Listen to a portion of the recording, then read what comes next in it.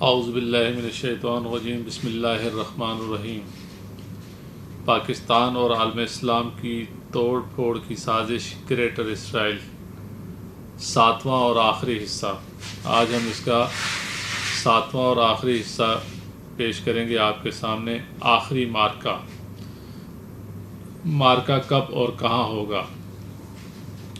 بعض کتب اور مضامین میں ہمیں آرمیڈگون یا آرماگدون کی جنگ کا ذکر ملتا ہے، مگر تفصیلات نہ ہونے کی وجہ سے قارئین کی اکثریت کچھ سمجھ نہیں پاتی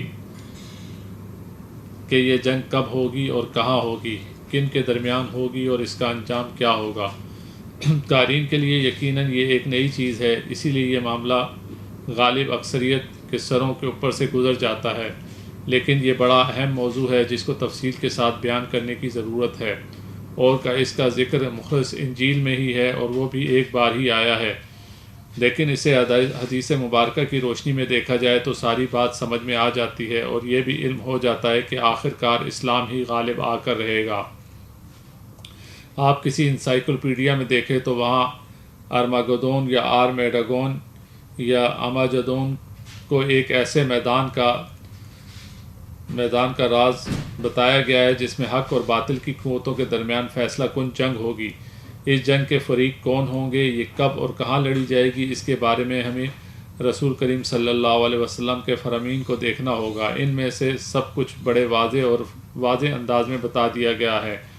ہم انجیل میں مذکورہ معاملے کو ہی دیکھیں گے تو واضح ہو جائے گا کہ ایک طرف وہ لوگ میدان میں اتریں گے جو حق کو پھیلانا چاہیں گے اور سچائی کے علمبردار ہوں گے، دوسری جانب طاغوتی قوتیں یا برائی کے پیروکار ہوں گے۔ آخر کار باطل قوتوں کو شکست ہوگی اور اچھائی کی قوتیں غالب آ جائیں گی۔ یہ جنگ کہاں لڑی جائے گی؟ سب سے پہلے اس معاملے کو لیتے ہیں کہ انجیل میں دراصل یہ وہ مقام ہرمجدیہ یا مجیدیہ ہے جسے ارمگدون یا اماجدون قرار دیا گیا ہے۔ یہ نام انگریزی کی کتب میں ہے، ممکن ہے سیرانی یا یونانی زبانوں سے ترجمہ کرتے ہوئے تلفظ بگڑ گیا ہو، کیونکہ انجیل انگریزی یا عبرانی میں نہیں بلکہ سیرانی زبان میں اتری تھی، جس کے بعد میں یونانی ترجمہ کیا گیا۔ وقت کے ساتھ ساتھ اصل زبان میں یہ کتاب مخدوم، مقدس اور معدوم ہو گئی اور مخلص اس کے یونانی تراجم رہ گئے۔ انجیل کے حوالے سے دیکھیں اور اس جنگ کے مقام کا جائزہ لیں تو حقیقت سامنے آ جاتی ہے۔ نام سے ظاہر ہوتا ہے کہ یہ جنگ اسرائیل میں لڑی جائے گی۔ عبرانی یعنی یہودیوں کی زبان میں چھوٹی پہاڑیوں کو کہا جاتا ہے۔ ہم اسرائیل پر نگاہ ڈالتے ہیں تو ہمیں نظر آتا ہے کہ اس میں ہرمجدیہ یا ہرمجدون کا یہ علاقہ بیت المقدس یروشلم کے شمال میں 60 کلومیٹر دور سے شروع ہوتا ہے اور 300 کلومیٹر پر محیط ہے۔ اس علاقے میں چھوٹی پہاڑیاں یا ٹیلے موجود ہیں۔ مجیدہ یا مجدہ اس وادی میں ایک آبادی کا نام ہے۔ یہ علاقہ جنوب میں ایدون تک چلا جاتا ہے، اسی مناسبت سے یہ ہرمجدون کہلاتا ہے۔ 1952 میں اردو زبان میں شائع شدہ ایک انجیل کا نقطہ نظر سے گزرا جو کلیسیا کے مقامی بڑوں کی طرف سے تصدیق شدہ تھا۔ اس میں واضح طور پر لفظ ہر مجدہ موجود تھا۔ یہ بھی بتایا گیا ہے کہ اس مرکوزہ مذہبی شخصیت اور ماہرین لسانیات کی طرف سے انگریزی میں دیے گئے ہر لفظ پر اعتراض کیا گیا تھا، جس کے بعد انجیل کے ایک ماہر نے اعتراف کیا کہ اصل لفظ ہرمجدون ہی ہے جو انگریزی میں غلط تلفظ کے ساتھ استعمال ہوا ہے، لہٰذا 1981 میں انگریزی زبان کی انجیل میں بھی یہی لفظ شامل کر لیا گیا۔ یہاں یہ ذکر مناسب ہوگا کہ انجیل کے اس سارے معاملے کے بارے میں کیا کہتی ہے۔ انجیل کی کتاب مکاشفات کے باب نمبر 16 میں 7 فرشتوں کا ذکر ہے جن کے پاس خدا کے غضب کے 7 پیالے ہیں۔ ان فرشتوں سے کہا جاتا ہے کہ یہ پیالے زمین پر انڈیل دیں۔ ہمارے موضوع کا تعلق چھٹے پیالے سے، اور یہاں سب سے پہلے اس کا ذکر کرتے ہیں جو اس طرح سے ہے: پھر چھٹے نے اپنا پیالہ بڑے دریا فرات پر انڈیلا تو اس کا پانی سوکھ گیا تاکہ مشرق کے بادشاہوں کی راہ اختیار ہو جائے۔ پھر میں نے اس اژدہے کے منہ سے اور اس حیوان کے منہ سے اور اس جھوٹے نبی کے منہ سے مینڈکوں کی مانند 3 ناپاک روحوں کو نکلتے دیکھا۔ یہ شیاطین کے نشان دکھانے والی وہ روحیں ہیں جو ساری دنیا کے بادشاہوں کے پاس جاتی ہیں تاکہ انہیں قادر مطلق خدا کے زور عظیم لڑائی کا واسطہ جمع کریں۔ دیکھیں میں چور کی مانند آتا ہوں، مبارک ہے وہ جاگتا ہے اور اپنے کپڑوں کی خبر گیری کرتا ہے تاکہ وہ ننگا نہ ہو، پھر وہ لوگ اس کے شرم کو نہ دیکھیں۔ اس نے ان کی اس جگہ جمع کیا جس کا نام عبرانی زبان میں ہرمجدو ہے۔ اگر انجیل میں دی گئی یہ باتیں درست ہی ہیں تو پھر ظاہر ہوتا ہے کہ یہ سب کچھ اسی وقت ہوگا جب قیامت آنے والی ہوگی، کیونکہ اسے قادر مطلق کے روز عظیم کی لڑائی قرار دیا گیا ہے۔ انجیل چونکہ عبرانی میں نہیں اتری تھی، یہ ایسا معلوم ہوتا ہے کہ الفاظ بعد میں شامل کیے گئے ہیں جس کا نام عبرانی زبان میں ہر مجدو ہے۔ بہرحال یہ اللہ تعالیٰ کے بھید ہیں، وہی ان معاملات کے بارے میں جانتا اور سمجھتا ہے، ہم بندے تو مختص اندازے لگا سکتے ہیں۔ اب ہم دیکھتے ہیں کہ باقی 6 پیالوں کے بارے میں انجیل کیا کہتی ہے۔ اس میں یوں لکھا ہے، پہلے نے جا کر اپنا پیالہ زمین پر انڈیلا، تب جن لوگوں پر اس حیوان کا نشان تھا جو اس کی مورت کی پرستش کرتے تھے، ان کے ایک بڑے اور بہت خراب ناسور پیدا ہوا۔ پھر دوسرے نے اپنا پیالہ سمندر پر انڈیلا، تب وہ مردے کا سا خون بن گیا اور ہر جاندار سمندر میں مر گیا۔ پھر تیسرے نے اپنا پیالہ دریاؤں اور پانی کے چشموں پر انڈیلا اور وہ خون ہو گئے، اور انہوں نے پانی کے فرشتے کو یہ کہتے سنا، تو عادل ہے اے خداوند جو ہے، جو تھا تو قدوس ہے جس نے یوں عدالت کی، کیونکہ انہوں نے مقدس اور نبیوں کا خون بہایا اور تو نے ان کو پینے کے لیے خون دیا، وہ اسی لائق ہیں۔ پھر میں نے کرمگاہ میں قربان گاہ میں سے کسی کو یہ کہتے سنا کہ ہاں اے خداوند قادر مطلق، تیری عدالتیں برحق اور راست ہیں۔ پھر چوتھے نے اپنا پیالہ سورج پر انڈیلا اور اسے یہ اختیار دیا کہ آدمیوں کو آگ سے جھلسا دے، اور آدمی سخت گرمی سے جھلس گئے اور خدا کے نام پر کفر بکتے تھے جو ان آفتوں پر اختیار رکھتا تھا، اور انہوں نے توبہ نہ کی، اس کی تجدید کرتے۔ پھر پانچویں نے اس حیوان کے تحت اپنا پیالہ انڈیلا اور اس کی بادشاہی تاریخ ہو گئی، اور لگ درد کے مارے اپنی زبانیں کاٹتے تھے، اپنے درد اور ناسوروں کے باعث آسمان کے خدا پر کفر بکتے تھے، لیکن اپنے کاموں سے توبہ نہ کی۔ چھٹے پیالے کا ذکر آپ پہلے پڑھ چکے ہیں، اب ساتویں پیالے کے بارے میں کیا گیا ہے۔ پھر ساتویں نے اپنا پیالہ ہوا پر انڈیلا، تب ہیکل کے تحت کے پاس ایک بڑی آواز یہ کہتی ہوئی یہی کہ ہو چکا، تب بجلیاں اور آوازیں اور گرجیں پیدا ہوئیں، اور ایک ایسا بڑا زلزلہ آیا جب سے آدمی زمین پر ہے، ایسا بڑا اور سخت زلزلہ کبھی نہ آیا ہوگا، اور وہ بڑے شہر 3 ٹکڑے ہو گئے، اور قوموں کے شہر گر گئے، اور بابل عظمیٰ کی خدا کے حضور یاد ہوئی تاکہ وہ اسے اپنے سخت غضب کے پیالہ دے۔ تب ہر ایک جزیرہ اپنی جگہ سے ٹل گیا، اور پہاڑ غائب ہو گئے، اور آسمان سے آدمیوں پر قطار قطار بھر کے اولے گرے، اور اولوں کی آفت کے سبب سے آدمیوں نے خدا کی نسبت کفر کیا، کیونکہ یہ آفت نہایت ہی سخت تھی۔ اس کے بعد باب نمبر 17 میں بھی بہت کچھ لکھا گیا ہے، مگر وہ غیر متعلقہ ہے، اس لیے اس کا ذکر نہیں کیا جا رہا، تاہم اس میں بابیل اور روما یعنی کہ روم کا ذکر ہے۔ اس کی تشریح یا وضاحت میں درج ہے کہ بابل شہر قدیم بابل کی مان بت پرستی کرتا تھا اور خدا کے لوگوں کو ستاتا تھا، اور خصوصاً روما کی بت پرستی حرام، مکاری، دولت، سوداگری اور شہرت کے برابر کوئی شہر کبھی نہ تھا۔ اس نے 300 برس تک تمام دنیا میں مسیحیوں کو ستایا اور بھیڑوں کی طرح قتل کیا۔ یہاں 300 برس کا ذکر اہم ہے، کیونکہ مسیحیت کا اصل پھیلاؤ حضرت عیسیٰ کے آسمان پر اٹھائے جانے کے 300 سال بعد ہی شروع ہوا تھا، جب روم کے ایک بادشاہ نے مسیحیت قبول کر لی تھی۔ قرآن میں سورہ کہف کو دیکھیں تو اصحاب کہف کے غار میں رہنے کی مدت 300 سال ہی بتائی جاتی ہے۔ یہ حق پرست نوجوان حضرت عیسیٰ کے پیروکاروں پر ڈھائے جانے والے مظالم کی وجہ سے ہی غار میں جا چھپے تھے، اور پھر 300 سال بعد ہی باہر آئے تو ظلم ستم کا خاتمہ ہو چکا تھا۔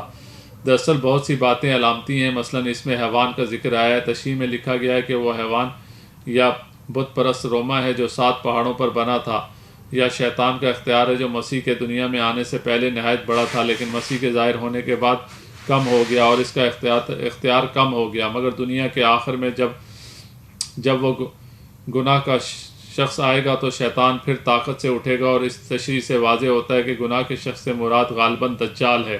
بہرحال یہ سب کچھ انجیل میں مذکورہ ہے، معلوم نہیں اس میں حقیقت کتنی اور تخریف کس قدر ہے۔ تاہم مولانا مودی نے تفہیم القرآن میں بیان کیا ہے کہ قرآن میں جس جگہ انجیل کا ذکر آیا ہے، اس سے مراد وہی انجیل ہے جو اس وقت رائج ہے۔ اس معاملے میں باری تعالیٰ ہی بہتر جانتا ہے۔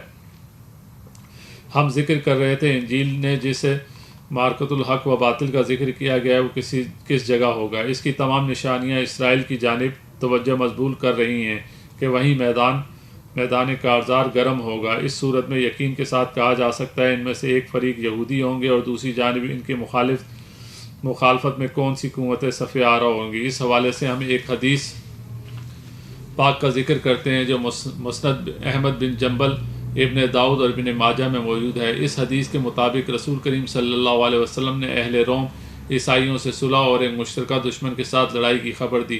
پھر نبی کریم صلی اللہ علیہ وسلم نے فرمایا تم سلامت رہو گے، مال غنیمت حاصل کرو گے، پھر تم ایک ٹیلوں والی چراگاہ قائم کرو گے، اور پھر رومیوں کا ایک آدمی کھڑا ہو کر سلیب بلند کرے گا اور کہے گا کہ سلیب غالب آ گئی۔ اس کے بعد ایک مسلمان کھڑا ہوگا اور اسے قتل کر دے گا۔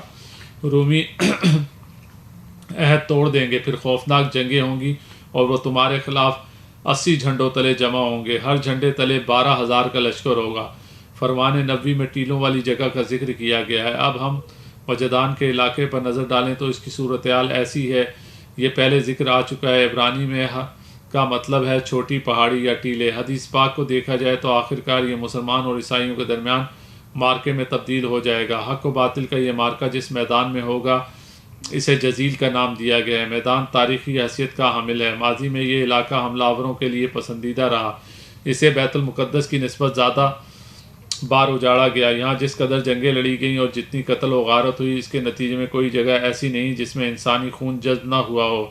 یہ ماضی کا پرل ہاربر تھا جسے جنگ اور موت کی وجہ سے شہرت ملی۔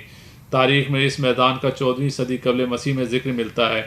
یہاں حضرت یوش بن نون اور فرعون تمسا دوم کے درمیان جنگ ہوئی تھی۔ جنگ میں فرعون نے دھوکے سے ایک شہر پر قبضہ کر لیا، اور ایک صدی قبل پہلے جنگ عظیم میں برطانوی جنرل ایلن نے بھی فرعونی والی حکمت عملی اپنائی اور فلسطین کا نام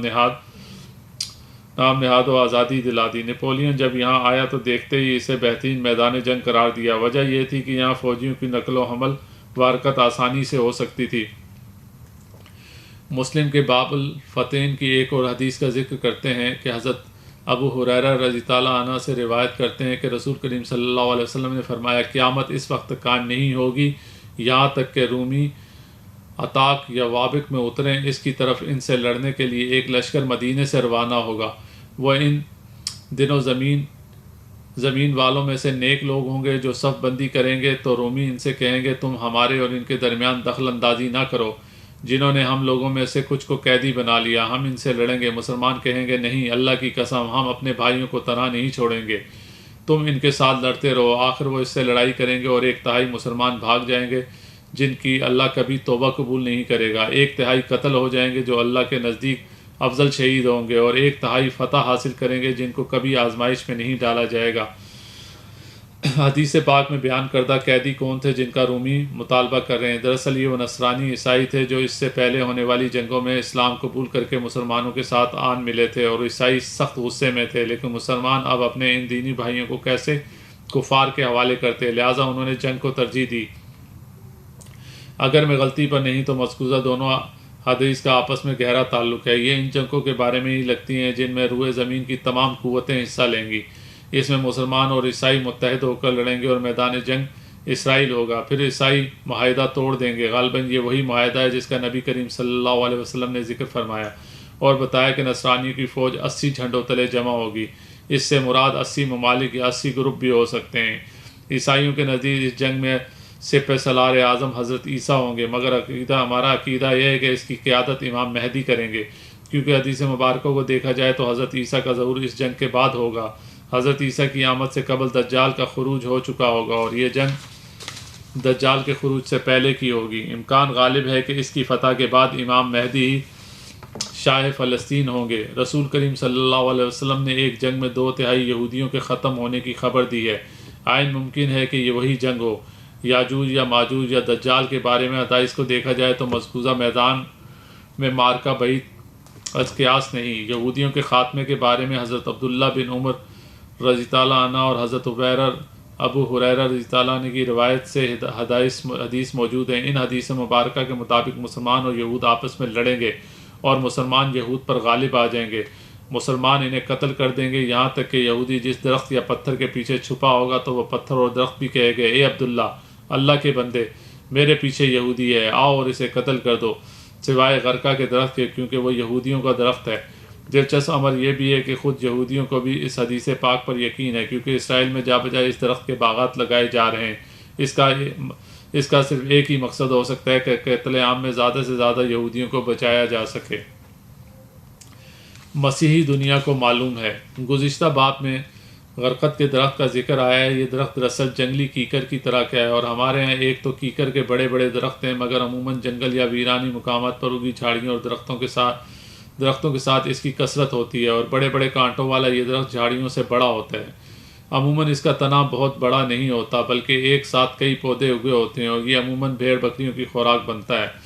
اس وقت مدینہ منورہ میں جس جگہ قبرستان جنت البقیع ہے، اس کو ماضی میں بقیۃ الغرقدہ کہا جاتا تھا، کیونکہ اس میں غرقد کے پودے بڑی تعداد میں اگے ہوئے تھے۔ نبی کریم صلی اللہ علیہ وسلم نے ان پودوں کو صاف کرا کے یہ جگہ قبرستان کے لیے مخصوص کر دی۔ اس قبرستان کے پہلے مکین حضرت عثمان بن مطلون رضی اللہ عنہ تھے۔ ان کے بعد نبی کریم صلی اللہ علیہ وسلم کے صاحبزادے حضرت ابراہیم رضی اللہ عنہ کو اسی جگہ دفن کیا گیا۔ حضرت ابراہیم رضی اللہ عنہ کا کم سنی میں انتقال کر گئے تھے۔ آپ رضی اللہ عنہ حضرت ماریہ کے بطن سے تھے۔ جنت البقیع میں حضرت عثمان رضی اللہ عنہ حضرت ابراہیم کی قبر مبارک کے قریب ساتھ ہیں۔ غرقد کے درخت کی وضاحت کے لیے سطور تحریر کر دی گئی ہیں، جبکہ ہم مجدد یا مجدون کی جنگ کے بارے میں بھی بات کر رہے تھے۔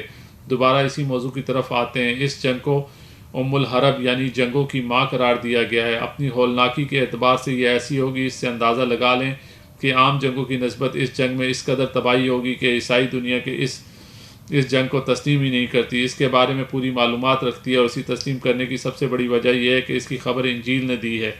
انجیل نے نام لے کر کہا کہ حق اور سچائی کی قوتیں بدی یا باطل قوتوں کے سامنے برسر پیکار ہوں گی۔ دنیا کی تقریباً تمام قوتیں اس جنگ میں حصہ لیں گی۔ عیسائی دنیا میں اس جنگ کو دہشت کی علامت قرار دیا جاتا ہے۔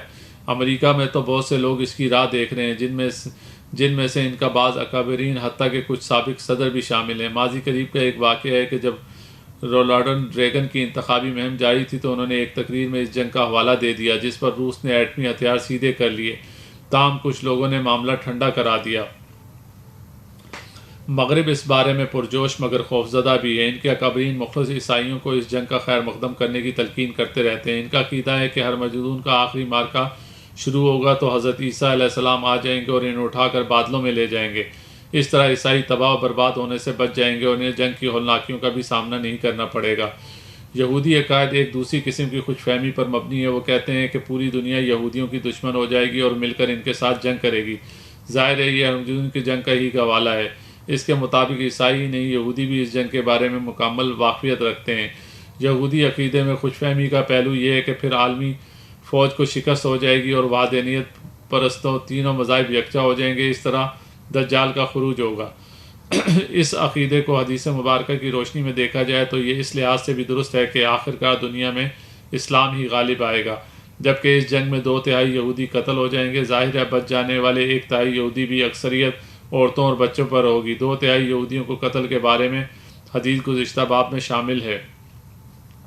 حدیث مبارکہ سے اس کے واضح اشارے ملتے ہیں کہ یہ جنگ امام مہدی کے دور میں ہوگی اور غالباً وہی ہر موجودون اور اس کے بعد کی جنگوں کی قیادت کریں گے، کیونکہ لڑائی کے اختتام پر دجال کے خروج، حضرت عیسیٰ کی آمد اور ان کے ہاتھوں پر دجال کی قتل کی خبر دی گئی ہے۔ امام مہدی حضرت عیسیٰ سے پہلے دنیا میں تشریف لائیں گے۔ وہ 7 برس تک حکومت کریں گے۔ بیت اللہ شریف میں حجر اسود اور مقام ابراہیم کے درمیان میں ان سے بیعت ہوگی، جبکہ لشکر ان کا پیچھا کر رہے ہوں گے، مگر ان لشکروں کا مقدر تباہی و بربادی ہوگا۔ نبی کریم صلی اللہ علیہ وسلم کے فرمان کے مطابق تمام کے تمام لشکر زمین میں دھس جائے گا۔ اس حوالے سے کتابوں میں کسی اور سے نہیں بلکہ امہات المومنین کی روایت سے حدیث موجود ہے۔ دنیا میں آج جب بھی کوئی جنگ ہوتی ہے تو اسے ہر مجدون کی جنگ اول یا اس کا پیش خیمہ قرار دے دیا جاتا ہے۔ ماضی میں بھی یہی رویہ رہا اور کہا گیا کہ پہلی، دوسری اور تیسویں صدی عیسوی کی جنگیں ہر مجدون کی لڑائیاں تھیں۔ رومی سلطنت کے عروج زوال کو بھی اسی کھاتے میں رکھا گیا۔ زیادہ دور نہیں جاتے، ہٹلر نے یورپ پہ قبضہ کرنے کی کوشش کی تو نصرانیوں نے اسے ہر مجدون کی جنگ سمجھ لیا، حالانکہ یہ عیسائیوں کے خلاف جنگ تھی۔ ویتنام کی جنگ کے بارے میں بھی یہی کہا گیا۔ 1967 سے 1973 کی عرب اسرائیل جنگوں کو اس کا پیش خیمہ قرار دیا گیا۔ بوسنیا کی جنگ پر بھی یہی لیبل لگا۔ خلیجی جنگ یعنی عراق دوبارہ امریکی فوجی کشی، اس سے پہلے طویل ایران عراق جنگ کو بھی اسی سے تعبیر کیا گیا، اور تو ہمارے بعض علماء اکرام بھی اس کی وکالت کرتے ہیں۔ حدیث مبارکہ اور انجیل کے انکشافات واضح طور پر 2 جنگوں کے بارے میں آگاہ کرتے ہیں۔ مذکورہ جنگ جنگوں میں سے کوئی بھی ان شرائط پر پوری نہیں اترتی۔ ان میں سے کسی ایک کو ہرمجون جنگ کے اول یا اس کا پیش خیمہ قرار نہیں دیا جا سکے گا۔ خلیجی جنگوں میں عیسائی اور کچھ مسلمان اکٹھے ضرور تھے، مگر نہ تو عیسائی اور نہ ہی مسلمان بحیثیت مجموعی اس کا حصہ بنے، لہٰذا اس کا ہرمجون کے ساتھ موازنہ نہیں ہو سکتا۔ پھر یہ اسرائیل میں نہیں عراق میں لڑی گئی، جس میں امریکی حق پرست تھے، اور نہ ہی عراق اور اس کی فوج باطل پرست تھی۔ ہمارے مذہبی دانشوروں نے جنگوں کی ابتدا کے سطح پر ایسے تجزیہ دے دیا جو کم از کم ہمارے نزدیک قرین قیاس نہیں۔ بہرحال مولا کریم بہتر جانتے ہیں، دیکھتے ہیں پردہ غیب سے کب اور کیا ظاہر ہوتا ہے۔ امام مہدی اور حضرت عیسیٰ کی آمد۔ صحیح بخاری میں ایک حدیث ہے جس کی راوی ام المومنین حضرت عائشہ صدیقہ رضی تعالیٰ عنہ ہے۔ یہی حدیث کچھ اختصار کے ساتھ دوسری امہات المومنین رضی تعالیٰ عنہ کی روایت سے دیگر کتب و حدائث میں بھی آئی ہیں۔ یہاں پر ہم پہلے حضرت عائشہ صدیقہ رضی تعالیٰ عنہ کی روایت بیان کرتے ہیں۔ حدیث اس طرح ہے کہ رسول کریم صلی اللہ علیہ وسلم نے فرمایا کہ ایک لشکر کعبے پر فوج کشی کرے گا۔ جب یہ مقام بیدہ مدینے سے کچھ فاصلے پر مکہ جانے والی شارہ پر پہنچے گا تو اسے شروع سے آخر تک زمین میں دھسا دیا جائے گا۔ حضرت عائشہ رضی اللہ عنہ فرماتی ہیں کہ یا رسول اللہ صلی اللہ علیہ وسلم شروع سے آخر تک کیوں دھسا دیا جائے گا، جبکہ وہاں بازار اور ایسے لوگ بھی ہوں گے جن کا ان لشکریوں سے تعلق نہیں ہوگا۔ جس پر آپ صلی اللہ علیہ وسلم نے فرمایا ہاں، شروع سے آخر تک دھسا دیا جائے گا، پھر ان کا حشر ان کی اپنی نیتوں کے مطابق ہوگا۔ اس حدیث پاک سے ظاہر ہوتا ہے کہ لشکر بیدہ پہنچے گا تو ایک خوفناک زلزلہ آئے گا اور وہاں موجود سب کچھ تباہ و برباد ہو جائے گا۔ یقین کعبہ شریف پر لشکر کشی کی جانے والوں کا انجام یہی ہوگا اور یہ باری تعالیٰ کے غضب کا شکار ہوں گے۔ لیکن سوال یہ ہے کہ لشکر بیت اللہ شریف پر حملے کے لیے کیوں جائے گا؟ اس کی وضاحت سے پہلے ایک دوسری حدیث دیکھ لیں۔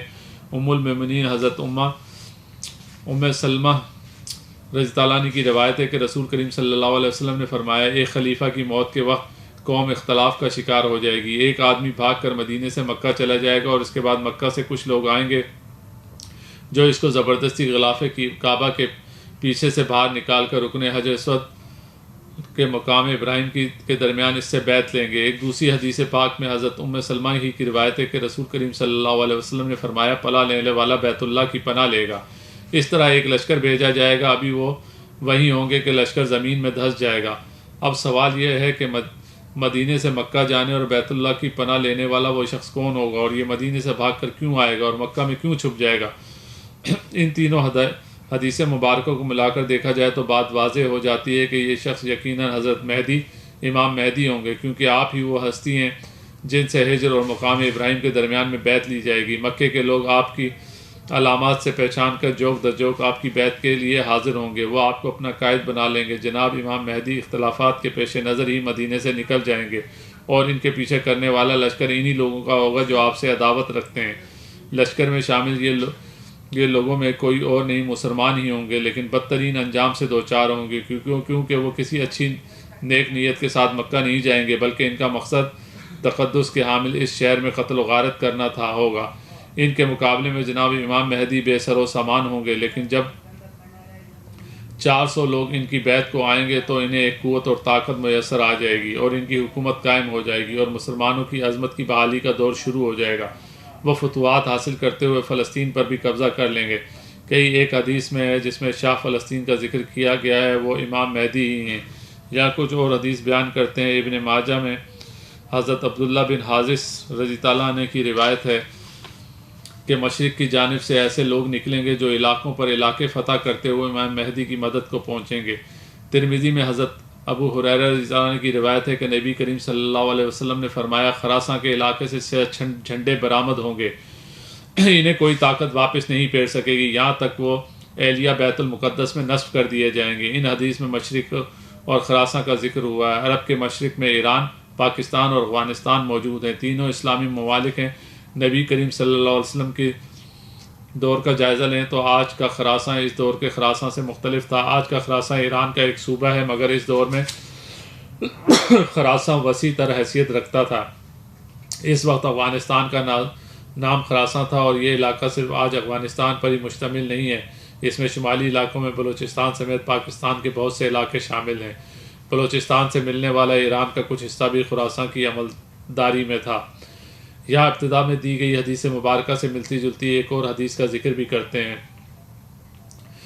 مسلم کی کتاب الفتین کے مطابق حضرت عائشہ صدیقہ رضی اللہ عنہ کی روایت ہے، آپ فرماتی ہیں کہ رسول کریم صلی اللہ علیہ وسلم نے نیند میں اپنا ہاتھ پاؤں کو ہلایا تو ہم نے آپ صلی اللہ علیہ وسلم کی گزارش کی، یا رسول اللہ، آپ صلی اللہ علیہ وسلم نے نیند میں وہ عمل کیا جو آپ صلی اللہ علیہ وسلم نے پہلے کبھی نہیں فرمایا۔ تو جواب میں رسول کریم صلی اللہ علیہ وسلم نے بیان فرمایا کہ تعجب ہے میری امت کے کچھ لوگوں کو، بیت اللہ کا ارادہ کریں گے، ان کا یہ ارادہ قریش کے ایک آدمی کو پکڑنے کے لیے ہوگا جس نے بیت اللہ میں پناہ لی ہوگی، یہاں تک کہ جب وہ ایک ہموار میدان بیدا میں پہنچیں گے تو انہیں دھسا دیا جائے گا۔ ہم نے عرض کی، اے اللہ کے رسول صلی اللہ علیہ وسلم، راستے میں تو سب لوگ جمع ہوتے ہیں۔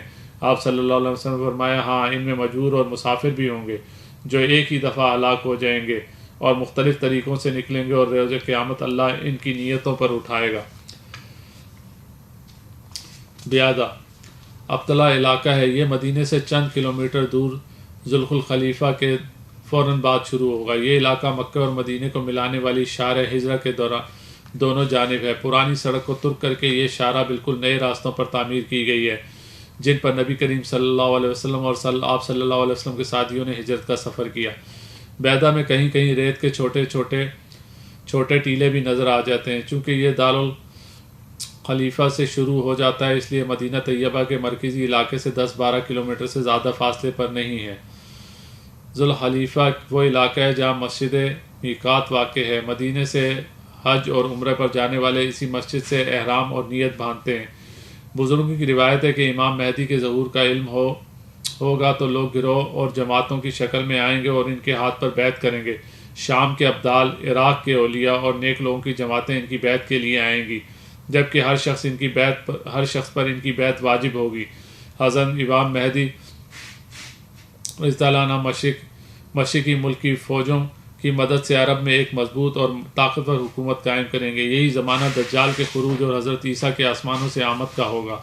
حدیث مبارکہ کے مطابق جناب امام مہدی رضی اللہ عنہ حکومت سنبھالنے کے 7 برس تک حیات رہیں گے۔ اسی دوران حضرت عیسیٰ تشریف لا چکے ہوں گے اور وہ دنیا پر حکمرانی کا فریضہ انجام دیں گے، دنیا میں آ کر شادی کریں گے، ان کے بچے ہوں گے، بعض روایت کے مطابق ان کا انتقال ہوگا تو انہیں مسجد نبوی میں روزہ ازر والے حجرے میں ہی دفن کیا جائے گا، جہاں اس وقت نبی کریم صلی اللہ علیہ وسلم کے علاوہ حضرت ابو بکر صدیق، حضرت عمر کی قبور مبارکہ موجود ہیں، جبکہ ایک قبر کی جگہ خالی ہے۔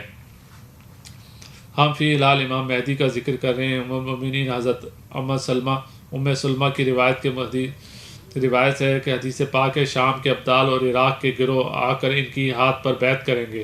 اس کے بعد قریش کا ایک شخص بنی کلب کا بھانجا اس کی طرف لشکر کشی کے لیے بھیجا جائے گا، وہ لشکر مغلوب کر لیں گے، وہ لوگوں کے درمیان معاملات کا فیصلہ تمہارے نبی کی سنت کے مطابق کریں گے اور اسلام اپنی گردن زمین پر لگا کر دے گا، غالب آ جائے گا، وہ 7 برس رہ کر وصال پا جائیں گے اور لوگ ان کی نماز جنازہ پڑھیں گے۔ ابو داؤد ہی کی ایک اور حدیث ہے کہ ابو سعید خدری رضی اللہ عنہ روایت کرتے ہیں کہ رسول صلی اللہ علیہ وسلم نے فرمایا، مہدی مجھ سے ہے، وسیع پیشانی، اونچی ناک والا ہوگا اور زمین کو اس وقت عدل و انصاف کے نظام سے چمکا دے گا جب وہ ظلم و ستم سے بھری ہوگی، وہ 7 برس فرمانروائی کرے گا۔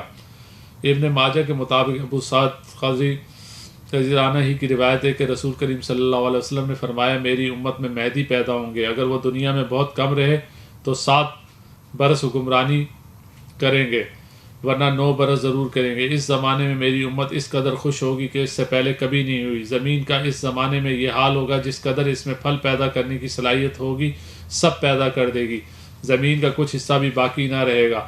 مال کی اس قدر فراوانی ہوگی کہ ان کے سامنے ڈھیر لگا ہوگا، لوگ ان سے کہیں گے مہدی ہمیں مال دو، وہ جواب دیں گے جس قدر چاہے لے لو۔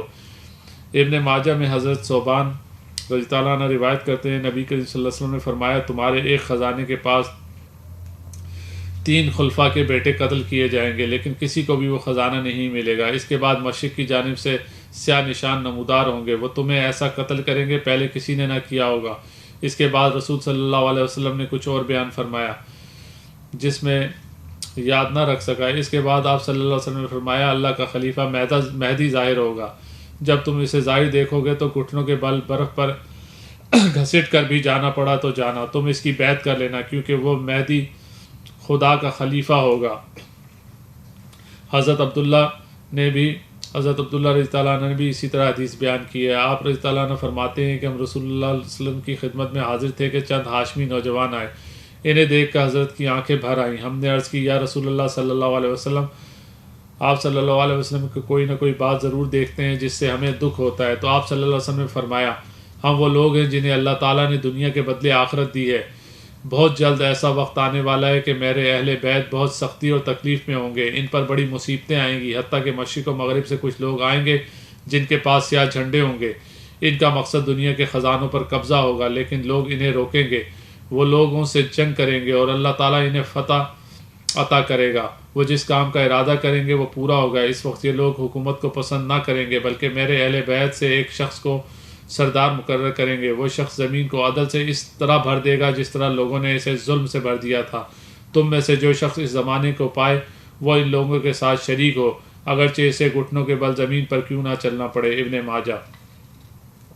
حدیث سے معتبر حوالہ کوئی نہیں ہوتا۔ یہ بات طے ہے کہ امام مہدی رضی اللہ عنہ فلسطین سمیت پورے عرب پر حکومت کریں گے۔ گزشتہ ابواب میں جس آخری مارکے کا ذکر کیا گیا ہے وہ بھی حضرت امام مہدی ہی کے دور بلکہ ان کی قیادت میں ہی ہوگا۔ ایک لڑائی میں 2 تہی یہودی مارے جانے کا بھی ذکر ہے، جس کے بعد یہود اسرائیل پر اپنی گرفت قائم نہیں رکھ سکیں گے اور یہ سارا علاقہ بھی مسلمانوں کے قبضے میں آ جائے گا، جن کے امیر یا قائد امام مہدی ہی ہوں گے اور وہی فلسطین پر حکمرانی کریں گے۔ ہم تاریخ پر نظر ڈالیں تو یہ امر ثابت ہو جاتا ہے کہ دیان حق جس علاقے سے ہجرت کرتے ہیں اور جو علاقہ ان سے بزور چھین لیا جاتا ہے وہ اللہ تعالیٰ انہیں ضرور واپس دیتا ہے، لیکن کب اور کیسے اس کا انحصار مسلمانوں کے اپنے اعمال و افعال پر ہے۔ دیالہ فلسطینی ہی نہیں، آخرکار وہ تمام علاقے مسلمانوں کے قبضے میں آ جائیں گے جہاں سے انہیں ہجرت پر مجبور ہونا پڑا۔ ان میں فلسطین اور ہندوستان بھی شامل ہیں۔ ہم غزوہ ہند کے بارے میں حدیث مبارکہ اگر دیکھیں تو معلوم ہوتا ہے کہ مجاہدین ہندوستان کی فتح کے بعد شاہ فلسطین کے پاس جائیں گے۔ وہ چونکہ حضرت عیسیٰ کے ظہور کا زمانہ ہوگا، لہٰذا شاہ فلسطین امام مہدی کے سوا کوئی نہیں ہو سکتا، کیونکہ حضرت عیسیٰ نبی کے دور حکومت میں تشریف لائیں گے، عیسیٰ انہی کے دور حکومت میں تشریف لائیں گے۔ حضرت عیسیٰ کی آمد کا بھی جائزہ لے لیتے ہیں۔ ہر موجودون کی جنگ اور اس کے بعد مسلمانوں اور عیسائیوں کے درمیان جنگ کا ذکر آپ دیکھ چکے ہیں۔ حضرت عیسیٰ علیہ السلام کا ظہور اس جنگ کے بعد ہوگا۔ اس وقت ہاجوج اور ماجوج کا قصہ تمام ہو چکا ہوگا اور دجال بھی آ چکا ہوگا۔ عیسائیوں کے ساتھ جنگ میں 1/3 مسلمان بچ جائیں گے اور ان کو فتح حاصل ہوگی۔ حدیث پاک کے مطابق یہ ایسے لوگ ہوں گے جن کو کبھی آزمائش میں نہیں ڈالا جائے گا۔ یہ لوگ قسطنطنیہ استنبول فتح کریں گے۔ ان کی تلواریں ہتھیار زیتون کے درختوں کے ساتھ لٹکی ہوں گی اور یہ آپس میں مال غنیمت تقسیم کر رہے ہوں گے کہ اچانک وہاں شیطان نمودار ہوگا اور چیخ کر کہے گا کہ وہ دجال تمہارے بال بچوں تک پہنچ گیا۔ وہ وہاں سے نکل کھڑے ہوں گے اور جب گھروں میں جائیں گے تو یہ خبر غلط ثابت ہوگی۔ یہ لوگ شام پہنچیں گے تو اس وقت دجال نکلے گا۔ وہ جہاد کی تیاری کر رہے ہوں گے، نماز کے لیے صفوں کو سیدھا کر رہے ہوں گے اور اقامت کہی جا رہی ہوگی، تو حضرت عیسیٰ کا نزول ہوگا، تو حضرت عیسیٰ نازل ہوں گے۔ روایت ہے کہ آپ مسجد کے مینار پر اتریں گے۔ یہ بھی روایت ہے کہ نماز کی امامت کے لیے امام مہدی کھڑے ہوں گے اور اس وقت حضرت عیسیٰ سے گزارش کی جائے گی کہ وہ امامت فرمائیں۔ امامت کے بارے میں اگرچہ 2 آراء ہیں، تاہم اکثریت کے مطابق حضرت عیسیٰ ہی امامت فرمائیں گے۔ یہی وہ وقت ہوگا جب دجال بھی آ جائے گا۔ حضرت عیسیٰ اس کا پیچھا کریں گے۔ جب اللہ کا یہ دشمن انہیں دیکھے گا تو اس طرح پگھلنا شروع ہو جائے گا جس طرح پانی میں نمک پگھلتا ہے۔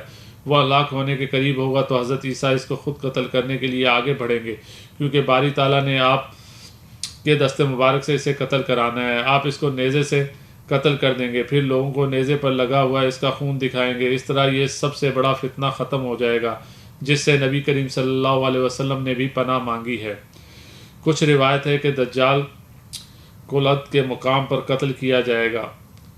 لد تل ایبک کے قریب ایک چھوٹا سا گاؤں ہے۔ اسرائیل کے قیام کے بعد جب یہودیوں کو اس روایت کا علم ہوا تو انہوں نے اس مقام پر بہت بڑا بین الاقوامی ہوائی اڈہ بنا دیا، جس کا مقصد تھا کہ دجال یہاں آئے اور حضرت عیسیٰ اسے قتل کرنے لگیں تو یہودی دجال کو جہاز میں بٹھا کر فرار کرا دیں گے، مگر یہ خام خیالی ہے۔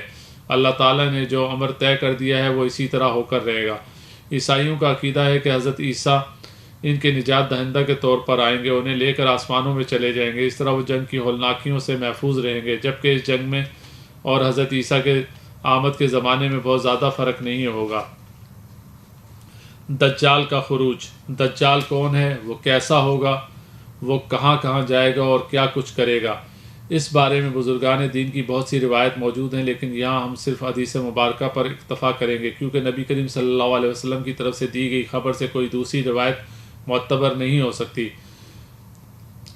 آپ تو صادق اور امین یعنی کہ سچی خبریں دینے والے ہیں۔ حضرت عمر رضی تعالیٰ عنہ سے روایت ہے کہ رسول کریم صلی اللہ علیہ وسلم نے لوگوں کے سامنے دجال کا ذکر کیا اور ارشاد فرمایا، بے شک اللہ تعالیٰ کانا نہیں ہے اور مسیح و دجال دائیں آنکھ سے کانا ہوگا، گویا اس کی آنکھ پھولے ہوئے انگور کی طرح ہوگی۔ حضرت انس بن مالک رضی تعالیٰ عنہ روایت کرتے ہیں کہ رسول صلی اللہ علیہ وسلم نے فرمایا کہ ہر نبی نے اپنی امت کو کانے دجال سے ڈرایا ہے، آگاہ رہو، بے شک وہ کانا ہوگا اور بے شک تمہارا پروردگار کانا نہیں ہو سکتا، اس کی آنکھوں کے درمیان ایک کافر لکھا ہوا ہوگا۔ آپ ہی سے روایت ہے کہ نبی کریم صلی اللہ علیہ وسلم نے فرمایا، دجال کی ایک آنکھ اندھی ہے، اس کی دونوں آنکھوں کے درمیان کافر لکھا ہوگا اور پھر اس کے ہجے کیے یعنی کہ کافر، اور ہر مسلمان اسے پڑھ لے گا۔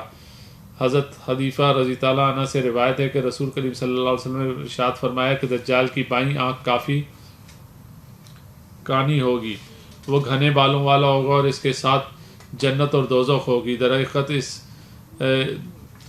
دوزخ اور جنت اس کی دوزخ جنت اور اس کی جنت دوزخ ہوگی۔ آپ رضی اللہ عنہ کی ایک روایت کے مطابق نبی کریم صلی اللہ علیہ وسلم نے فرمایا، میں خوب جانتا ہوں کہ دجال کے ساتھ کیا ہوگا، اس کے ساتھ بہتی ہوئی نہریں ہوں گی، ان میں سے ایک کا پانی دیکھنے میں سفید ہوگا اور دوسرا دیکھنے میں بھڑکتی ہوئی آگ ہوگی، بس اگر کوئی اس کو پا لے تو اس نہر میں جائے جس کو وہ بھڑکتی ہوئی آگ تصور کرے اور آنکھیں بند کر کے سر کو جھکائے اور پھر اس سے پیے، بے شک وہ ٹھنڈا پانی ہوگا۔ بے شک دجال بالکل بند آنکھ والا ہوگا، اس پر ایک موٹی پھلی ہوگی، اس کی آنکھوں کے درمیان میں کافر لکھا ہوگا اور ہر لکھنے والا اور جاہل مومن اسے پڑھ لے گا۔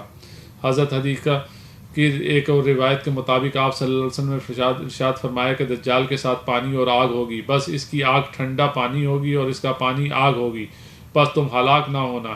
ایک دوسری روایت کے مطابق آپ رضی اللہ عنہ نے فرمایا، ارشاد نبی صلی اللہ علیہ وسلم کے مطابق تم میں سے جو اسے پالے تو اس میں کود جائے جس میں آگ تصور ہوگی، کیونکہ وہ ٹھنڈا اور میٹھا اور پاکیزہ پانی ہوگا۔ حضرت ابو ہریرہ روایت کرتے ہیں کہ نبی کریم صلی اللہ علیہ وسلم نے ارشاد فرمایا، کیا میں تمہیں ایسی خبر نہ دوں جو کسی نبی نے اپنی قوم کو نہیں دی؟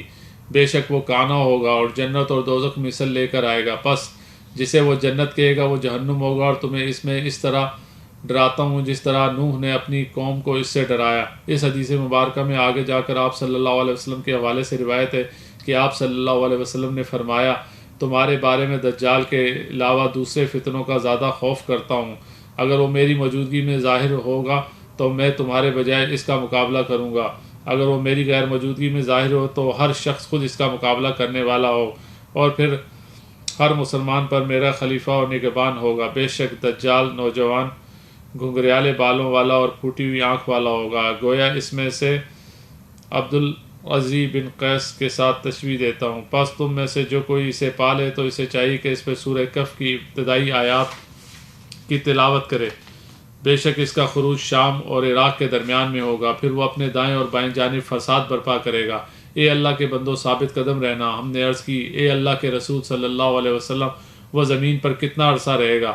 آپ صلی اللہ علیہ وسلم نے فرمایا، 40 دن، اور ایک دن سال کے برابر ہوگا، اور ایک دن مہینے کے برابر ہوگا، اور ایک دن ہفتے کے برابر ہوگا، باقی ایام تمہارے عام دنوں کے برابر ہوگا۔ ہم نے عرض کی، اللہ کے رسول صلی اللہ علیہ وسلم، وہ دن جو سال کے برابر ہوگا، اس میں ہمارے لیے ایک دن کی نمازیں پڑھ لینا کافی ہوگا؟ آپ صلی اللہ علیہ وسلم نے فرمایا کہ نہیں، بلکہ تم ایک سال کی نمازوں کا اندازہ کر لینا۔ ہم نے عرض کی، اے اللہ کے رسول صلی اللہ علیہ وسلم، اس کی زمین پر چلنے کی تیزی کیا ہوگی؟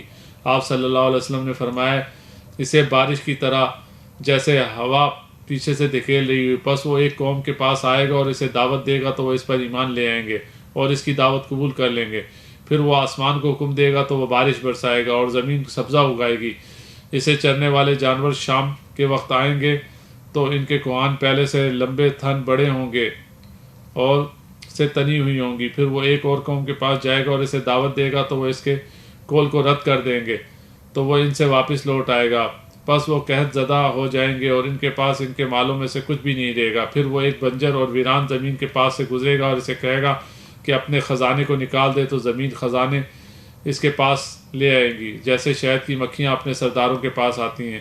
پھر وہ ایک کڑیل اور کامل شباب آدمی کو بلائے گا اور تلوار مار کر اس کے 2 ٹکڑے کر دے گا اور دونوں ٹکڑوں کو علیحدہ علیحدہ کر کے ایک تیر کی مسافت پر رکھ دے گا۔ پھر وہ مردے کی آواز دے گا تو وہ زندہ ہو کر کھلتے ہوئے چہرے کے ساتھ ہنستا ہوا آئے گا۔ دجال کے انہی افعال کے دوران اللہ تعالیٰ عیسیٰ ابن مریم کو بھیجیں گے۔ وہ دمشق کے مشرق میں سفید مینار کے پاس زرد رنگ کے حلیے پہنے ہوئے ہوں گے، 2 فرشتوں کے کندھوں پر ہاتھ رکھے ہوئے اتریں گے۔ جب وہ اپنے سر کو جھکائیں گے تو اس میں سے قطرے گریں گے، جب وہ اپنے سر کو اٹھائیں گے تو اس میں سے سفید موتیوں کی طرح قطرے ٹپکیں گے، اور جو کافر بھی ان کی خوشبو سونگے گا تو وہ مرے بغیر نہ رہ سکے گا، اور ان کی خوشبو وہاں تک پہنچ جائے گی جہاں تک ان کی نظر جائے گی۔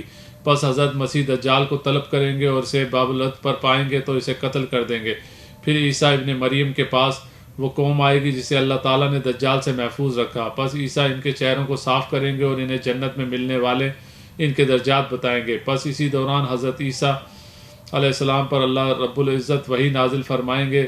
تحقیق میں اس نے اپنے بندوں کو نکالا کہ کسی کو ان کے ساتھ لڑنے کی طاقت نہیں، پس آپ میرے بندوں کی حفاظت کے لیے طور کی جانب لے جائیں، اور اللہ تعالیٰ حاجوج اور ماجوج کو بھیجے گا، وہ ہر اونچائی سے نکل پڑیں گے۔ ان کی عقلی جماعتیں بحیرہ تبری پر سے گزریں گی اور اس کا سارا پانی پی جائیں گی، اور ان کی آخری جماعت گزرے گی تو کہے گی اس جگہ کس وقت پانی موجود تھا، اور اللہ کے نبی عیسیٰ اور ان کے ساتھی محصور ہو جائیں گے، یہاں تک کہ ان میں سے کسی ایک کے لیے بیل کی سری تم میں سے کسی ایک کے لیے آج کل کے 100 دینار سے افضل و بہتر ہوگی۔ پھر اللہ کے نبی عیسیٰ اور ان کے ساتھی اللہ سے دعا کریں گے تو اللہ تعالیٰ حاجوج اور ماجوج کی گردنوں میں ایک کیڑا پیدا کر دیں گے، وہ ایک جان کو موت کی یخلخت سب مر جائیں گے۔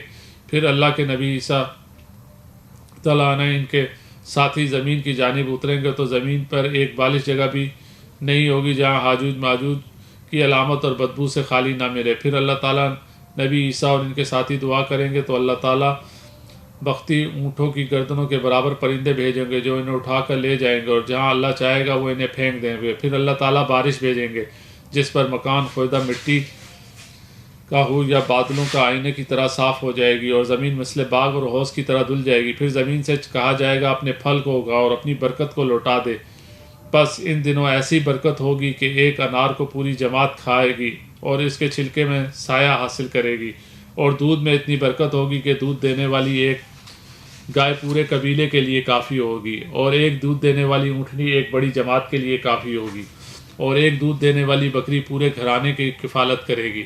اسی دوران اللہ تعالیٰ ایک پاکیزہ ہوا بھیجے گا جو لوگوں کی بغلوں کے نیچے تک پہنچ جائے گی، اور پھر ہر مسلمان ہر مومن کی روح قبض کر لی جائے گی، اور بد لوگ ہی باقی رہ جائیں گے جو گدھوں کی طرح کھلے بندے جمع کریں گے، بس انہی پر قیامت قائم ہوگی۔ حضرت جابر رضی اللہ عنہ سے بھی یہ حدیث اسی سند سے مروی ہے، اس جملے کے بعد کہ اس جگہ ایک موقع پر پانی تھا، یہ اضافہ ہے۔ پھر یہ خمر کے پہاڑ کے پاس پہنچیں گے اور وہ بیت المقدس کا پہاڑ ہے، تو وہ کہیں گے تحقیق ہم نے زمین والوں سب کو قتل کر دیا اور ہم آسمان والوں کو بھی قتل کریں۔ پھر وہ آسمان کی طرف تیر پھینکیں گے، پس اللہ ان کے تیروں کو خون آلودہ کر کے ان کی طرف لوٹا دے گا۔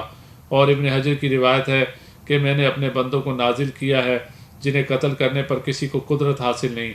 حضرت مغیرہ بن صابہ رضی اللہ عنہ سے روایت ہے کہ رسول کریم صلی اللہ علیہ وسلم نے مجھ سے زیادہ کبھی کسی نے بھی دجال کے متعلق سوال نہیں کیا۔ آپ صلی اللہ علیہ وسلم نے فرمایا تم اس بارے میں کیوں زیادہ فکر مند ہو، وہ تمہیں کوئی ضرر نہیں پہنچا سکے گا۔ میں نے عرض کی اے اللہ کے رسول صلی اللہ علیہ وسلم، لوگ کہتے ہیں کہ اس کے ساتھ کھانا اور نہریں ہوں گی۔ آپ صلی اللہ علیہ وسلم نے فرمایا وہ اللہ تعالیٰ کے نزدیک اس سے بھی زیادہ حقیر ہوگا۔ ایک اور روایت ہے کہ میں نے کہا کہ اللہ کے رسول صلی اللہ علیہ وسلم، لوگ کہتے ہیں کہ اس کے ساتھ روٹی اور گوشت کے پہاڑ ہوں گے اور پانی کی نہریں ہوں گی۔ آپ صلی اللہ علیہ وسلم نے فرمایا وہ اللہ کے نزدیک اس سے بھی زیادہ حقیر ہے۔ یہ مسلم سے لی گئی حدیث مبارکہ تھی۔ اس باب میں عبدالغزی بن قطن کا ذکر آیا ہے کہ رسول صلی اللہ علیہ وسلم نے فرمایا میں دجال کو اس کے ساتھ تشبیہ دیتا ہوں۔ بخاری شریف میں حضرت عبداللہ بن عمر کے حوالے سے حدیث ہے جس میں بتایا گیا کہ اس شخص کا تعلق قبیلے بنو خزرہ سے تھا اور یہ لوگوں میں دجال کا سب سے زیادہ ہم شکل تھا۔ بخاری میں حضرت عائشہ رضی اللہ عنہ کی روایت ہے کہ نبی کریم صلی اللہ علیہ وسلم نے اپنی نماز میں دجال کے فتنے سے پناہ مانگتے تھے۔ حضرت ابو سعید بیان کرتے ہیں کہ ایک دن رسول صلی اللہ علیہ وسلم نے دجال کے متعلق طویل گفتگو کی۔ حضرت صلی اللہ علیہ وسلم کے ارشاد میں یہ بھی تھا کہ دجال آئے گا اور اس کے لیے ناممکن ہوگا کہ وہ مدینہ کی گھاٹیوں میں داخل ہو سکے۔ وہ مدینہ کے قریب کسی شورش زمین پر قیام کرے گا۔ حضرت ابو ہریرہ بیان کرتے ہیں کہ رسول صلی اللہ علیہ وسلم نے ارشاد فرمایا، مدینہ کی گھاٹیوں میں فرشتے متعین ہوں گے، یا طاعون آ سکتی ہے اور نہ دجال۔ حضرت انس بن مالک رضی اللہ عنہ کی روایت ہے کہ نبی کریم صلی اللہ علیہ وسلم نے فرمایا کہ دجال مدینہ تک آئے گا تو یہاں فرشتوں کو اس کی حفاظت کرتے ہوئے پائے گا، چنانچہ نہ دجال اس کے قریب آ سکتا ہے اور نہ طاعون۔ حدیث مبارکہ کے مطابق دجال کا خروج ہوگا تو دنیا کے ہر شہر میں جائے گا مگر مدینہ طیبہ کے ساتھ ساتھ مکہ معظمہ بھی داخل نہ ہو سکے گا۔ فرشتے اسے شام کی جانب دھکیل دیں گے جہاں وہ حضرت عیسیٰ علیہ السلام کے ہاتھوں مارا جائے گا۔ ایک حدیث میں ہے کہ دجال جزر کی شورش زدہ زمین پر اترے گا، فرشتے اسے شہر میں داخل نہیں ہونے دیں گے اور یہ مشرق کی طرف سے آئے گا اور شام کی جانب دھکیل دیا جائے گا۔ جرف مدینہ پاک کی وادیوں میں سے ایک وادی کا نام ہے۔ امام ابن جنبل رضی اللہ عنہ لکھتے ہیں کہ ایک دن نبی کریم صلی اللہ علیہ وسلم نے یوم الخلاص کا ذکر کیا۔ آپ صلی اللہ علیہ وسلم زبان مبارک پر یہ لفظ بار بار آ رہا تھا۔ صحابہ کرام رضی اللہ عنہ نے پوچھ لیا، یا رسول اللہ صلی اللہ علیہ وسلم یہ یوم الخلاص کیا ہے؟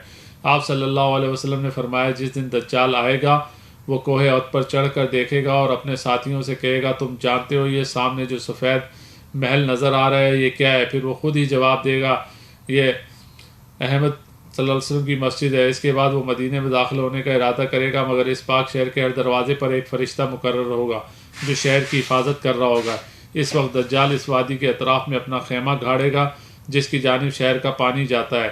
تب مدینہ میں 3 بار زلزلہ آئے گا اور شہر میں جو فاسق، فاجر اور کافر ہوں گے وہ وہاں سے نکل کر دجال کے طرف چلے جائیں گے اور نبی کریم صلی اللہ علیہ وسلم کا یہ پاک شہر ان کے ناپاک وجود سے پاک ہو جائے گا۔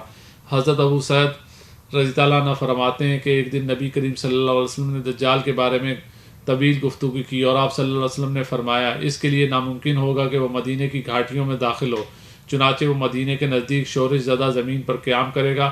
پھر اس دن اس کے پاس ایک صاحب جائیں گے اور وہ مدینہ کے افضل ترین لوگوں میں سے ہوں گے۔ وہ دجال سے کہیں گے کہ میں گواہی دیتا ہوں کہ رسول صلی اللہ علیہ وسلم کی اس بات کی جو آپ صلی اللہ علیہ وسلم نے ایک حدیث میں ہم سے بیان کی۔ اس پر دجال نے کہا، کیا تم دیکھتے ہو اگر میں اس کو قتل کروں اور پھر زندہ کروں تو کیا معاملے میں کوئی شک باقی رہے گا؟ اس کے پاس موجود لوگ کہیں گے نہیں، چنانچہ وہ ان صاحب کو قتل کر دے گا اور پھر زندہ کر دے گا۔ وہ صاحب کہیں گے، اللہ کی قسم پہلے مجھے تمہارے معاملے میں آج سے زیادہ بصیرت نہیں تھی۔ اس پر دجال انہیں پھر قتل کرنا چاہے گا مگر اس بار اسے قتل کرنے پر قدرت نہ ہوگی۔ ابو حاتم معمر رضی اللہ عنہ کی روایت ہے کہ وہ صاحب خضر ہوں گے۔ یہی حدیث مسلم میں بھی ہے جو دوسرے انداز میں بیان کی گئی۔ حدیث کے مطابق رسول صلی اللہ علیہ وسلم نے فرمایا، دجال نکلے گا تو وہ مومنین میں سے کسی ایک شخص کی طرف متوجہ ہوگا۔ اسے دجال کے پہرے دار ملیں گے اور پوچھیں گے کدھر کا ارادہ ہے؟ وہ کہے گا اس طرف کا ارادہ رکھتا ہوں جس کا خروج ہوگا۔ پھر وہ کہیں گے کیا تم ہمارے رب پر ایمان نہیں لاتے؟ وہ مومن کہے گا ہمارے رب میں تو کوئی پوشیدگی نہیں ہے، وہ ہے تو وہ کہیں گے کہ اسے قتل کر دو۔ پھر وہ ایک دوسرے سے کہیں گے کیا ہمارے رب نے تمہیں منع نہیں کیا تم اس کے سوا کسی کو قتل نہ کرنا؟ پس وہ مومن دجال کی طرف لے جائیں گے۔ مومن اسے دیکھا گیا تو کہے گا، اے لوگو یہ دجال ہے جس کا ذکر رسول کریم صلی اللہ علیہ وسلم نے کیا۔ دجال اس کا سر پھاڑنے کا حکم دے گا، اس کے پیٹ اور کمر پر سخت ضربیں لگوائے گا۔ پھر دجال اس سے کہے گا کیا تو مجھ پر ایمان نہیں لایا؟ جواب میں وہ کہے گا تو مسیح الکذب ہے، اور پھر دجال اسے آرے کے ساتھ چیرنے کا حکم دے گا۔ اس کی مانگ سے شروع کر کے اس کے دونوں پاؤں کو چیر کر جدا کر دیا جائے گا۔ پھر دجال اس کے جسموں کے دونوں کے ٹکڑوں کے درمیان چلے گا، پھر اس سے کہے گا کھڑا ہو جا، وہ سیدھا کھڑا ہو جائے گا۔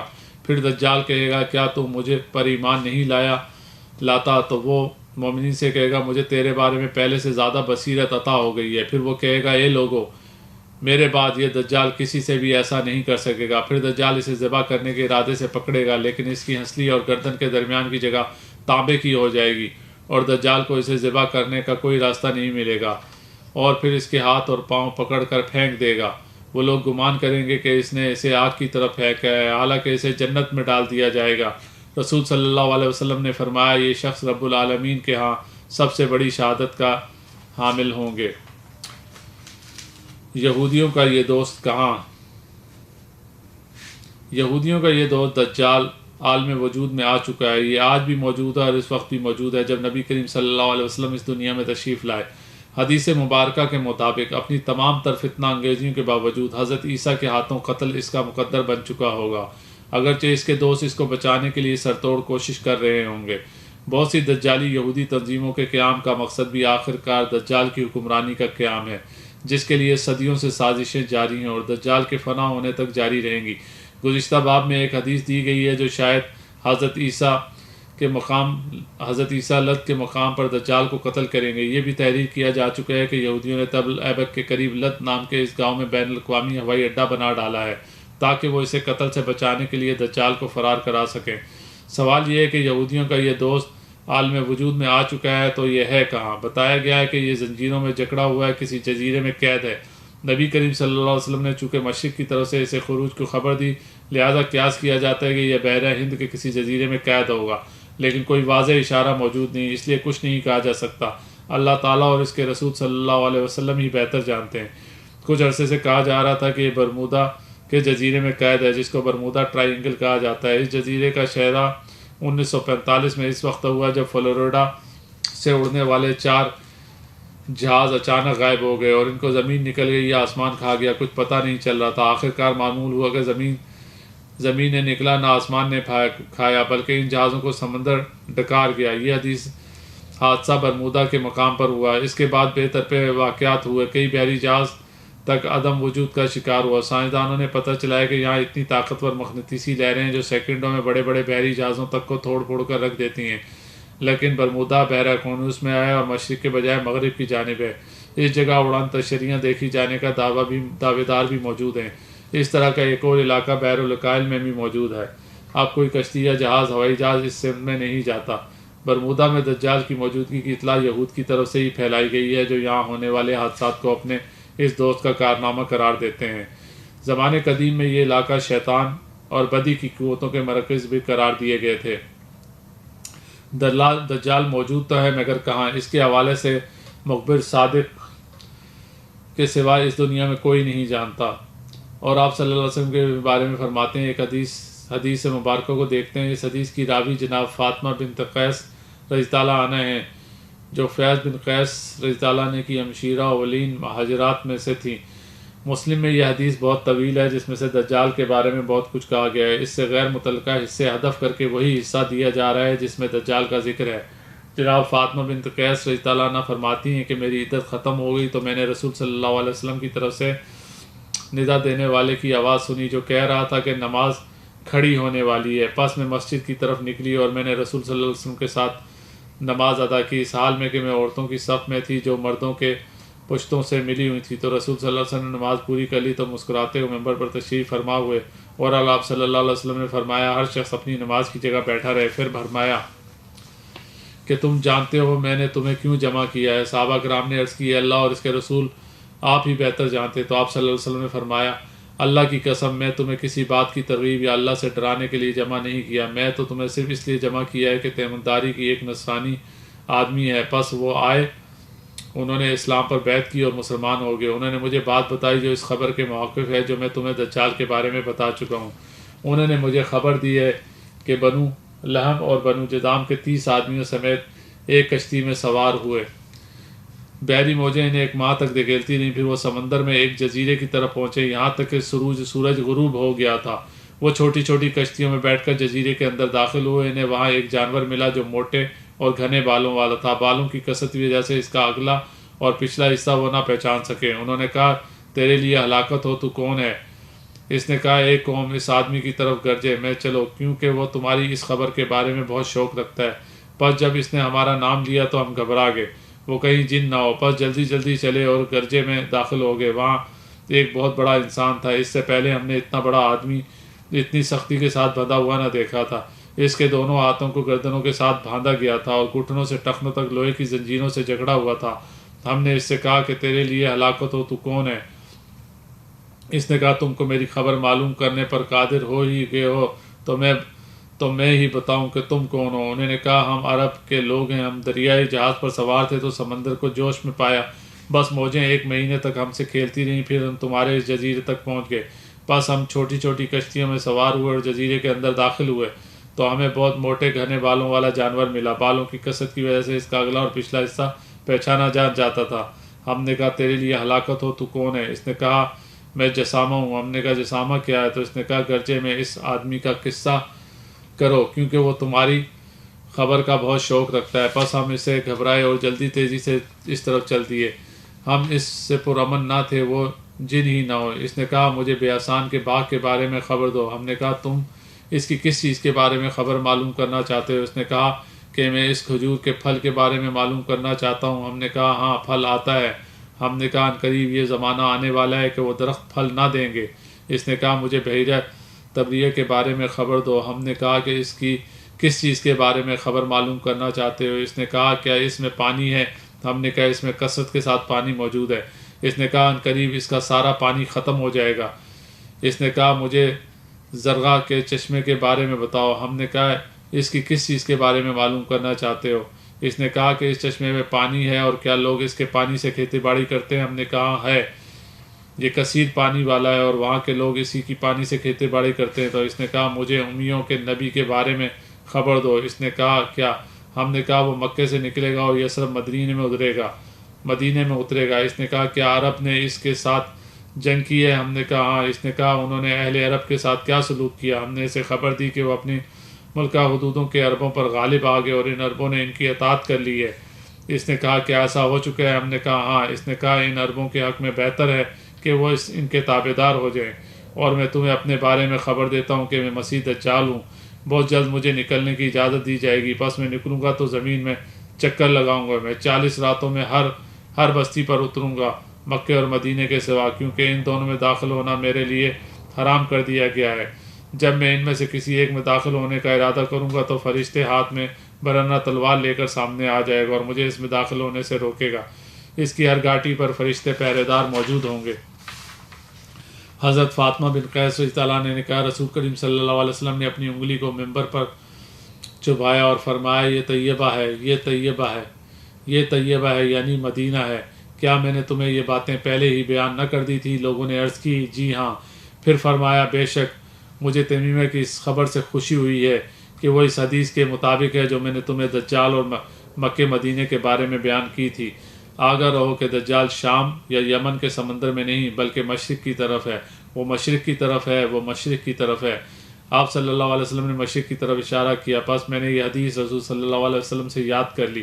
اس جانور کو جسامہ اس لیے کیا گیا ہے کہ وہ دجال کے لیے جاسوسی کرتا ہے۔ کہاں برمودا اور کہاں شام و یمن مشرق؟ ویسے بھی سوچنے کی بات ہے کہ برمودا میں زبردستی مقناطیسی لہریں موجود ہیں، تو یہ لوگ وہاں تک کیسے پہنچ گئے اور پھر زندہ سلامت کیسے آ گئے؟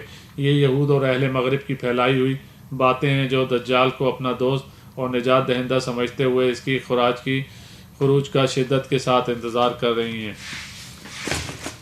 تو دوستو یہ تھا پاکستان اور عالم اسلام کی توڑ پھوڑ، گریٹر اسرائیل اور دجال کے بارے میں بھی تمام معلومات جو اس میں تھیں بک کے اندر وہ ہم نے آپ سے شیئر کی ہیں۔ تو یہ تمام مسلمانوں کے لیے بہت امپورٹنٹ ہیں کہ وہ دیکھے کہ یہودیوں کی ہسٹری بھی دیکھے اور یہودیوں کا جو ہے آنے والے وقت میں وہ کیا کر رہے ہیں اور مسلمانوں کو کس طرح سے تباہ و برباد کرنا چاہتے ہیں۔ تو تمام دوستوں سے چاہیے کہ اگر ہماری یہ ویڈیو آپ کو پسند آئی ہو تو ہمارے چینل کو سبسکرائب کریں اور اس ویڈیو کو جو ہے زیادہ سے زیادہ دوستوں سے شیئر کریں۔ تو ہم نے یہ جو پوری بک ہے یہ 7 حصوں میں آپ کے سامنے پیش کی ہے، تو تمام لوگوں سے درخواست ہے کہ وہ اس کو زیادہ سے زیادہ شیئر کریں، تاکہ جب زیادہ سے زیادہ آپ لوگ اس پہ کمنٹس کریں گے تو ہم انشاءاللہ ایسی اور بھی جو بہت امپورٹنٹس بکس ہیں وہ آپ کے ساتھ ضرور شیئر کریں گے۔ اللہ حافظ، اللہ آپ سے راضی ہو، اللہ نگہبان۔